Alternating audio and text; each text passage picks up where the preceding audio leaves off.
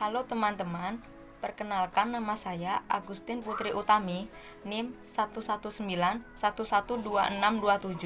jurusan Manajemen B Ekstensi, Fakultas Ekonomi dan Bisnis, Universitas Pendidikan Nasional. Di sini saya akan memberikan jawaban ataupun tanggapan terkait dua persoalan teori ekonomi. Yang pertama, bagaimana hubungan pajak dengan elastisitas permintaan? Kemudian yang kedua, bagaimana hubungan subsidi dengan elastisitas penawaran? Elastisitas adalah perbandingan perubahan proporsional dari sebuah variabel dengan perubahan variabel lainnya. Elastisitas mengukur seberapa besar kepekaan atau reaksi konsumen terhadap perubahan harga. Berdasarkan jenisnya, elastisitas dibagi menjadi dua macam. Yang pertama, elastisitas permintaan, dan yang kedua, elastisitas penawaran. Baik, yang pertama saya akan menjelaskan terlebih dahulu bagaimana hubungan pajak dengan elastisitas permintaan. Namun saya akan menjelaskan terlebih dahulu pengertian elastisitas permintaan dengan pengertian pajak. Pengertian elastisitas permintaan adalah pengaruh perubahan harga terhadap besar kecilnya jumlah barang yang diminta.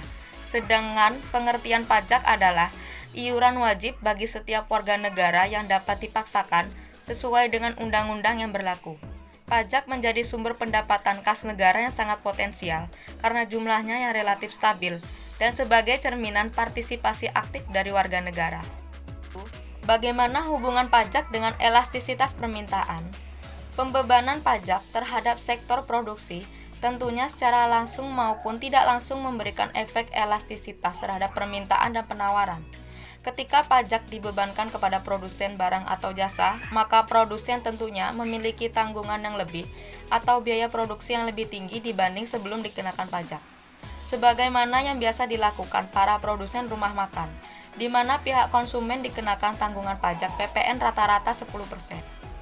Melihat dari fenomena pembebanan pajak terhadap sektor produksi di atas, maka akan terjadi perubahan pengurangan kuantitas dari permintaan suatu barang di pasar. Konsumen cenderung akan berpikir berulang kali untuk mengkonsumsi barang tersebut. Kemudian, saya akan menjelaskan persoalan kedua, yaitu bagaimana hubungan subsidi dengan elastisitas penawaran. Namun sebelum itu, saya akan menjelaskan pengertian elastisitas penawaran dengan pengertian subsidi.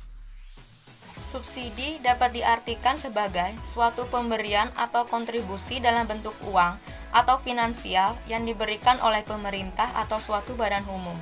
Sedangkan elastisitas penawaran adalah pengaruh perubahan harga terhadap besar kecilnya jumlah barang yang ditawarkan. Lalu, bagaimana hubungan subsidi dengan elastisitas penawaran?